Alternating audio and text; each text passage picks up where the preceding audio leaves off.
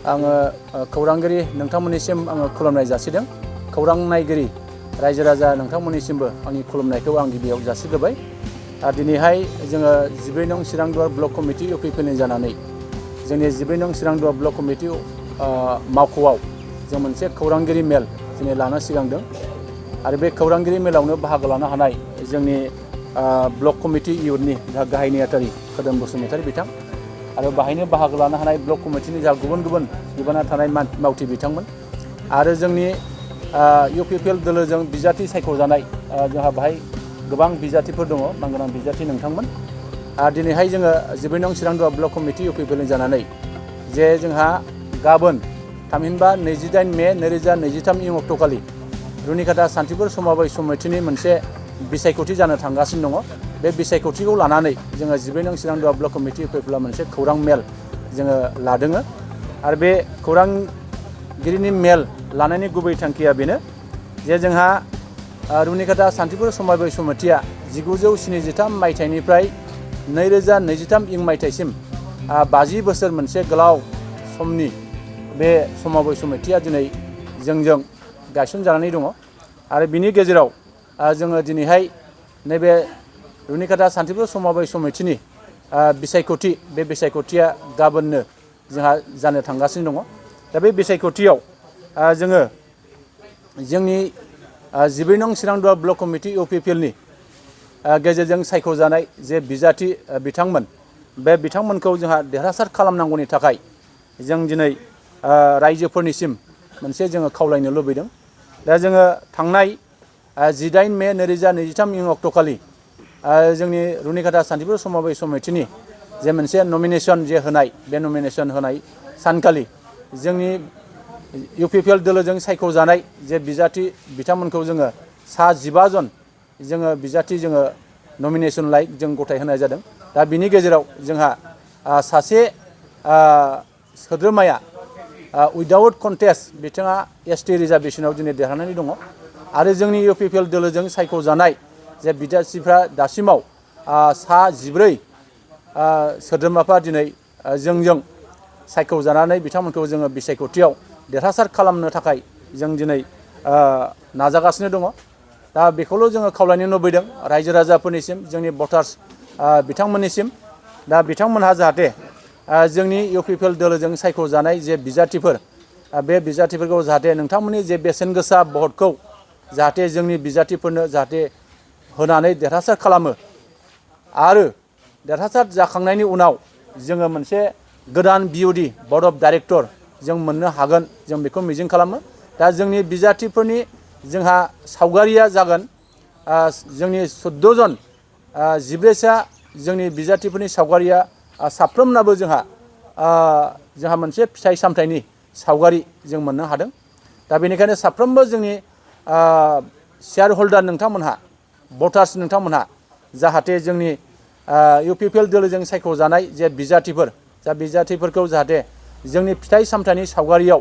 भट होनानै जाहाथे देरहासार खालामो जों बेखौ खावलायगोन। जों बेखौ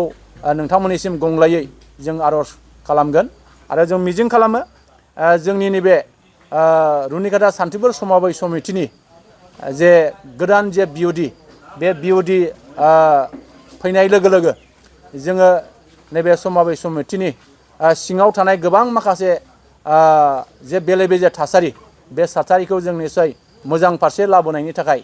परिबर्तन खालामनायनि थाखाय जों निस्सय खामानि मावगोन आरो जों खामानि मावगोन जे जोङो दासिमाव जेसेबां जोंनि नैबे समबाय समितिनि सिङाव डिलारफोर दङ बे डिलारफोरखौबो जोङो निस्सय गभर्नमेन्टनि गाइडलाइन मथे जोङो दिनैहाय हाथिसाराव दासिमाव जोंहा सासेल' डिलार दङ। दा बाहाय गासै 5000 सुबुंफ्रा दिनै रेशन कार्ड मोनजाग्रा दङ। दा आरो जोंहा देवस्रियाव सासेल' डिलार दङ आरो बिनि गेजेराव जोंहा 4000 जा रेशन कार्ड मोनजाग्रा मानसिफोर दङ आरो गुबुन गुबुन माखासे डिलारफोरखौबो जोङो नुनो मोनदों जाहाथे बे डिलारफोरखौबो जोङो जोंनि बिअडिनि बिबानगिरिफ्रा बिनि सायाव नायबिजिरनानै सरकारनि गाइडलाइनखौ नोजोर खालामनानै जोङो हाथिसाराव जोङो मोनब्रै डिलार खालामनायनि जोङो सिन्था खालामनानै लानाय जादों। देवस्रियाव जोङो मोनथाम गोदान डिलार खालामनायनि थाखाय जोङो थांखि लानाय जादों आरो जोङो बेखौनो थांखि लाबावदों जे दानि जेसेबांनाखि जोंहा आबादारि आफाद दङ बे आबादारि आफादनि दैदेनगिरिफ्रा निस्सय जेरैबायदि जोंनि रायजो राजाफोरनो बा जोंनि शेयार हल्डारफोरनो जेरैबायदि सुजुग सुबिदा होनांगौमोन दा बिथांमोना बेखिनि सुजुग सुबिदाखौ होनो हायाखै जोंनि बिउडि फैनाय लोगो लोगो गोदान आबादारि जों आफाद दानानै जोंनि एलेखा वाइसआव जोंनि माखासे लाइमोन सेंग्रा सिख्लाफोरनो जोङो गुबुन गुबुन आबाद मावनायनि थाखाय जोङो दुरमुस गायनायनि थाखाय जोङो स्ट्रबेरि गायनायनि थाखाय लेबु गायनायनि थाखाय आनारस गायनायनि थाखाय गुबुन गुबुन बेबादि आबाद मावनायनि थाखाय जोङो बिथांमोननो जोंनि गोदान बिउडिनि गेजेरजों गोदान आबादारि आफादनि गेजेरजों जों बिथांमोननो बे टिम वाइसआव ग्रुप वाइसआव 5 लाख 10 लाख रां हरनानै बिथांमोनखौ जोङो थांनानै थानायनि जे सुबिदा बे फारसे जोङो खामानि मावनो सिगांदों दा बेनिखायनो जों आसा खालामदों जोङो मिजिं खालामदों जाहाथे फैबाय थानाय समाव जोङो जोंनि नैबे गोदान बिउडिनि गेजेरजों फारफ्रोमबो बिथिंखौनो जोङो जौगानायनि थाखाय जों खामानि मावनो जोङो थांखि लादों आं आसा खालामो जोंनि बे थांखि लानायाव जोंनि साफ्रोमबो जोंनि शेयार हल्डार बिथांमोनहा जोंखौ मदद खालामनानै जोंनि इउपिपिएलजों मदद होजानाय जोंनि बिजाथिफोरखौ जोंनि बे फिथाइ सामथाइनि सावगारियाव भट होनानै जाहाथे देरहासार खालामगोन आं बेखिनि बाथ्राखौ रायजो राजाफोरनिसिम बा शेयार हल्डार नोंथांमोननिसिम आङो गुरैयै खावलायबाय आरो आं आसा खालामो गाबोन फुंनि गेजेरावनो जोंहा एनुवेल जेनेरेल मिटिङा जागोन 9 रिंगानिफ्राय बियो जागायगोन बेहाय साफ्रोमबो जोंनि शेयार हल्डार नोंथांमोना जाहाथे बाहागो लाफैयो बेखौबो आं खावलायबाय आरो जोंहा नैबे एजिएम मिटिं जोबखांनायनि उनाव 10:30 रिंगानिफ्राय बा 11 रिंगानिफ्राय जोंनि जे भट होनाय बे भट होनाया जागायगोन दा बेनिखायनो साफ्रोमबो जोंनि शेयार हल्डार नोंथांमोनखौ जाहाथे गाबोन फुंनि गेजेराव नैबे रुनिखाता सान्थिपुर समाज समितिनि जे मावख'आव फैनानै जाहाथे गाव गावनि बेसेन गोसा भटखौ होफैगोन बेखौ आं खावलायगोन आरो भट होनो फैनाय समाव जाहाथे नोंथांमोना गाव गावनि जेखिनि voter card PAN card Aadhaar card नङाबा गाव गावनि शेयार हल्डार बे कार्डखौ लाबोफानानै जाहाथे नोंथांनि बेसेन गोसा भटखौ जाहाथे जोंनि इउपिपिएलजों सायख'जानाय बिजाथि बिथांमोनखौ जाहाथे भट होनानै देरहासार खालामनानै गोदान बिउडि जों खालामनो हाथों आं बेखिनिखौनो आङो रायजो राजाफोरनिसिम गुरैयै खावलायनायखौ आं खावलायनाय थाबाय पुलिस प्रशासनखौ मा खावलायगोन नामा जों आसा खालामो जाहाथे गाबोननि जे बिसायख'थि बे बिसायख'थियाव जाहाथे गोजोन थासारिनि गेजेरजों जाहाथे जोंनि बे बिसायख'थिया बारग'लांनो हायो बेनिखायनो जाहाथे नैबे बिसायख'थियाव जाहाथे पुलिस प्रशासननिफ्राय बाहाय गोख्रों नोजोर लाफैनानै जोंखौ मदद खालामनो आङो पुलिस प्रशासननि फारसे आङो गुरैयै खावलायहरनाय थाबाय नोंथांमोननि दोलोनि बिजाथिफोरनो मा मा फिथाइनि सावगारियाव मा मा फिथाइ सामथाइनि सावगारि जोंनि इउपिपिएल दोलोजों सायख'जानाय जोंहा गासै सा 14 जोंनि बिजाथिफोरा जोंहा गुबुन गुबुन माखासे फिथाइ सामथाइ जों मोननो हादों दा जोंहा बाहाय दङ बुजेन बसुमतारिया जोंहा थाइजौ मोनदों थाइजौनि सावगारियाव जाहाथे भट होगोन बेखौबो आं खावलायगोन जा चन्द्र बाहादुर सेत्रि बिथाङा धर्मुस फिथाइ बे सावगारिखौ बिथाङा मोनदों दुकुले सुत्रधर बिथाङा मोदोमफुल फिथाइ बिथाङा मोननो हादों आरो जोंहा दन्दिराज सेत्रि बिथाङा खान्थाल फिथाइनि सावगारि बिथाङा मोननो हादों आरो जोंहा कृष्ण लाख्रा बिथाङा थालिर फिथाइनि सावगारि बिथाङा मोननो हादों करानन्द आचार्य बिथाङा दालिम फिथाइनि सावगारि बिथाङा मोननो हादों मनेन बसुमतारी बिथाङा आनारस फिथाइनि सावगारि बिथाङा मोननो हादों आरो जोंहा मनज कुमार नार्जारी बिथाङा आंगुर फिथाइनि सावगारि बिथाङा मोननो हादों आरो जोंहा बाहाय मृत्युन्जय बरगयारी दङ बिथाङा सुमफ्राम फिथाइनि सावगारि बिथाङा मोननो हादों मलाखि बसुमतारी बिथाङा नारें जुम्ब्रा सावगारिनि बिथाङा मोननो हादों आरो जोंहा बाहाय पुर्नकान्त दैमारी बिथाङा मा होनो नारेंखल फिथाइनि सावगारि बिथाङा मोननो हादों आरो जोंहा रनेन बसुमतारी बिथाङा जोंहा आपेल फिथाइनि सावगारि बिथाङा मोननो हादों आरो जोंहा समनाथ शर्मा बिथाङा कमला फिथाइनि सावगारि बिथाङा मोननो हादों आरो जोंहा थारागिरि बिथाङा नारें लेबुनि सावगारि बिथांमोनहा बे सावगारिफोरखौ मोननो हादों आङो खावलायगोन जोंनि साफ्रोमबो जा शेयार हल्डार बिथांमोनहा जाहाथे नैबे जोंनि इउपिपिएल दोलोजों सायख'जानाय बिजाथिफोरनि जे गुबुन गुबुन फिथाइ सामथाइनि सावगारि बे सावगारियाव जाहाथे भट होनानै देरहासार खालामो आं बेखौ जोंनि शेयार हल्डार बिथांमोननिसिम गुरैयै खावलायहरनाय थाबाय आङो जोंनि नैबे बर'नि पर्टेल चेनेल नायग्रा रायजो राजाफोरनिसिम आंनि गोसो गोरबोनि खुलुमनायखौ बावहरदों जोङो गाबोन थामहिनबा 28 मे 2023 बे सानखालि जोंहा रुनिकाटा सान्थिपुर समबाय समितिया मोनसे BOD गोदान कमिटि दानो थाखाय सोद्रोमा सायख'नायनि मोनसे भट खुंनो थांगासिनो दं आरो बेयाव जोंबो केन्डिडेट हिसाबै बाहागो लादों बिजाथि हिसाबै जोंबो बेवहाय बाहागो लादों आङो बेयाव बिजाथि हिसाबै गोदान BOD फैनांगौनि थाखाय बा गोदान सोद्रोमा फैनांगौनि थाखाय माखासे खारन दं बे खारनखौ आङो बुंनो लुबैदों दा जोंनि रुनिकाटा सान्थिपुर समबाय समितिया दिनैसिम 50 बोसोर जाफैबाय गोलाव सम बारबोबाय दा बिनि गेजेराव जोंहा गोबां सुबुंफ्रानो बेखौ सामलायबोबाय नाथाय फैयै फैयै दिनैनि मुगायाव जोङो नुदों मुगाजों खाब जानानै सामलायनाय बे कमिटिया बेबायदि जायाखै नंखायनो गोदान जोलैया बेवहाय बाहागो लानानै जोङो गोदान नीति आरो गोदान माने सान्थौनि गेजेरजों गोदान पलिसिनि गेजेरजों जोङो हाबा मावनो होननानै जोङो बिजाथिफ्रा बेयाव आग बाग लादों बाहागो लादों जों जोंनि टीमा इयां गोजा मेक्सिमाम इयां गोजा मानोना जोंनि साननाय हनायाबो गोदान मोनसे मडार्न जागोन इयां जागोन दा आं बेवहाय बुंनो लुबैदों दिनै गोजाम BODआ माने जेरैबायदि सिस्टेमजों सोलिदों जे माने जोंहा समबाया एपेक्स बेंकनिफ्राय जे KCC लन लाबोयो आरो बे KCC लनखौ आबादारि कमिटि दानानै होनानै बिनि थ्रुयै रानसारनाय जायो दा बेवहाय जों नुदों गोबां माने जेरैबायदि बेंकआ सुद लायो बिनिख्रुइ माने अभार मोनसे सुद लानानै दिनै आबादारि आफादा माने जोंनि रायजो राजानिफ्राय फैसा आदाय खालामनानै रां जाख्ल'नाय बेखौ जोङो नुबाय थादों बियो जोंनि रायजो राजानि थाखाय बा जों शेयार हल्डारफोरनि थाखाय बियो गाहाम नङा जोंनि शेयार हल्डारफोरखौनो सोबख'नाय जोङो बेखौ नुदों ओंखायनो जोङो बिनि उल्थायै जों खामानि मावगोन मानोना जोंनि थांखिया नैबे बिथांमोना जेरैबायदि रांखान्थि खामायनायाव सुद हरनायनि गेजेरजों बा बिथांमोना लन हरनायाबो ओरैबायदि मोनसे मानसि बासिनानै हरनाय जों बेखौ नुदों जायफ्रा मोनथावथाव जायफ्रा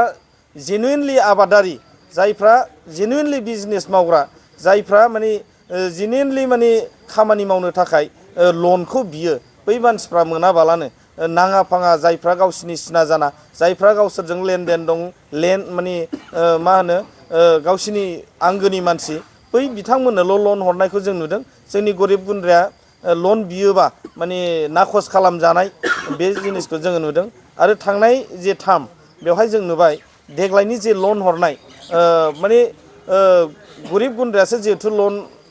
माने लानो हास्थायो दा बेवहाय फर्म गांसेयाव 2500 थाखा लानायखौबो जों नुदों मानोना लन लानो थाखाय जे फर्म बख'यो बेवहाय 2500 फिस लानायखौ जों नुदों दा बेफोरखौ जों साबजायाखै आरो बे जोंनि थाखाय शेयार हल्डारफोरनि थाखाय मोजां नङा ओंखायनो जोङो दा गोदान जोङो जोलैया जोङो सानदों जों माने बेफोरखौ जोङो सोलायगोन आरो जोङो मोनसे गोदान थांखिजों जों खामानि मावगोन बिथांमोना फैसा खामायनायनि खामानिखौ मावदों थिग नाथाय फैसा खामायनायजों लोगोसे जोंनि बे शेयार हल्डार मानसिफोरखौ डेभेलप खालामनायनि थाखाय खुनु बिथांखि लानानै हाबा मावनायखौ जों नुवाखै ओंखायनो जों सानदों गोदान जोंनि यां जोलैफोरखौ जायफ्रा आबादारियाव इन्टारेस्टेड जायफ्रा बिजनेसाव इन्टारेस्टेड बिथांमोनखौ जोङो जोंनि थुबिल जोंनि समबाय समितिनि जे थुबिल रां बे थुबिल रांजों हेफाजाब खालामनानै जोङो बिथांमोननि माने केरियाराव बा बिथांमोननि लाइफआव जोङो बिथांमोनखौबो पार्सनेलि जौगानाय लाबोनो जोङो नाजागोन आरो बेनि गेजेरजोंनो जोंनि समबाय समितियाबो प्रफिटखौ जोङो लाबाय थागोन आरो इन्टायार जोंनि समबाय समितिनि बाउन्डारिनि सिङाव थानाय जोंनि शेयार हल्डारफोरखौ जोङो साफा साफा माने गोख्रों सुबुं बा गोख्रों न'खर दानो हानायनि बा गावखौ फसंनानै लानो हानायनि खाबुखौ खालामनानै होनो थाखाय जों सिगांदों आरो बे बिथांखिखौ लानानै जों हाबा मावगोन ओंखायनो खावलायबाय जों बिजाथि जानानै जोंनि गासै शेयार हल्डार रायजो राजा नोंथांमोनहा बे माने गोजाम बडिखौ सिफायनाय आरो गोदान बडि दानायाव बा गोदान सोद्रोमा सायख'नायाव जों माने फिथाइ सामथाइनि सावगारि लानानै जाय बिजाथिफ्रा गसंदों जों मोनसे टीमनि जाबाय आरो बे यां टीमखौ जाहाथे माने सायख'यो फिथाइ सामथाइनि सावगारियाव भट होनानै जोंखौ माने देरहासार खालामो आरो जोंनि टीमनिफ्राय जोङो चेयारमेन दानाय भाइस चेयारमेन दानायाव हेफाजाब खालामो बिनि थाखाय आङो रायजो राजा साफ्रोमनिसिमबो खुलुमनानै आङो खावलायहरबाय भटखौ जाहाथे बयबो होफैयो आरो भट होनायनि खान्थिखौ माने जोंनि मानसिफ्रा फोरोंबाय थादों आरो आङो दिनै बिनि गेजेरजोंबो फोरमायनो लुबैदों मिडियानि गेजेरजोंबो भटआ मोनथाम केटागरिनि जायोमोन जोंहा बे बिअडिआव मोनथाम केटागरिनि सिट थायो मोनसेया जाबाय आनरिजार्भ मोनसेया जाबाय एसटि आरो एसिनि थाखाय सासे रिजार्भ आरो मोनसेया जाबाय अमेन रिजार्भ बेवहाय सानै थायो दा बेनि गेजेराव जोंहा एसटि रिजार्भेशना जोंनि हान्जाया अलरेडि देरहानानै थाबाय कन्टेस्ट गैयैयाव दा मोननै केटागरिनि इलेक्शना बा भटआ जानो थांगासिनो दं बेवहाय आनरिजार्भआव 12 जन आरो अमेन रिजार्भआव सानै बेयो भटआ जागोन दा बेखायनो आनरिजार्भआव जाहाथे 12 जननि बारा भट होआलाबानो माने खालि 12 जनल' होयो बा 12 सानोल' भट होयो आरो जोंनि फिथाइ सामथाया बेयाव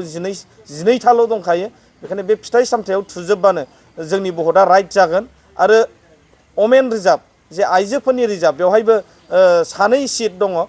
मोननै सिट दङ बेवहायबो जोंनि फिथाइया थाइनै दं जाहाथे थाइनैनि बारा थुआ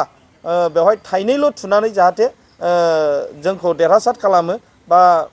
गासै जोंहा जोंनि बे केन्डिडेट्सफ्रा 14 जन दं 14 सा दं आरो जोंनि फिथाइयाबो 14था दङ बेनिखायनो गासैयावबो मोनफा मोनफा सासे मानसियानो जिहेथु 14 सानो भट होनो मोनो बेनिखायनो सासे मानसिया 14था भटआव थुनो बा 14था फिथाइयाव थुनो थाखाय आं खावलायबाय जाहाथे गासिबो फिथाइयावनो थुजोबनानै भटखौ होयो बेनि थाखाय आङो गुरै खावलायहरनाय थाबाय गोजोन्थों पायनिर एकाडेमी बर्मायाव एचएस फार्स्ट इयारनि मुं थिसननाया सोलिगासिनो दं पायनिर एकाडेमी बर्मायाव एचएस फार्स्ट इयारनि साइन्स आरो आर्ट्स मोन्नैबो आयदानि मुं थिसननाया सोलिगासिनो दं गुनगोनां सोलोंथाइखौ लानो थाखाय पायनिर एकाडेमी बर्मायाव एचएस फार्स्ट इयाराव मुं थिसननो गोसो गुदुं जानाय फरायसाफोरा साइन्स आरो आर्ट्स मोन्नै आयदानि गेजेराव सायख'नानै मुं थिसनफैनो हासिगोन पायनिर एकाडेमी बर्मायाव आलादायै नीट आरो जेईई नि कचिंबो होफानाय जायो पायनिर एकाडेमी बर्मायाव थानानै फरायनो हानाय राहानि थाखाय हौवासा आरो हिन्जावसानि हस्टेलनि खाबुबो दं बेनिखायनो गोसो गुदुं फरायसा आरो बिगोमा नोंथांमोनहा 9707537065 8638054125 6000410073 7576020620 नङाब्ला www.pioneeracademyborma.organization आरो pioneeracademyborma@gmail.com नि गेजेरजों फोनांजाब खालामनो हागोन।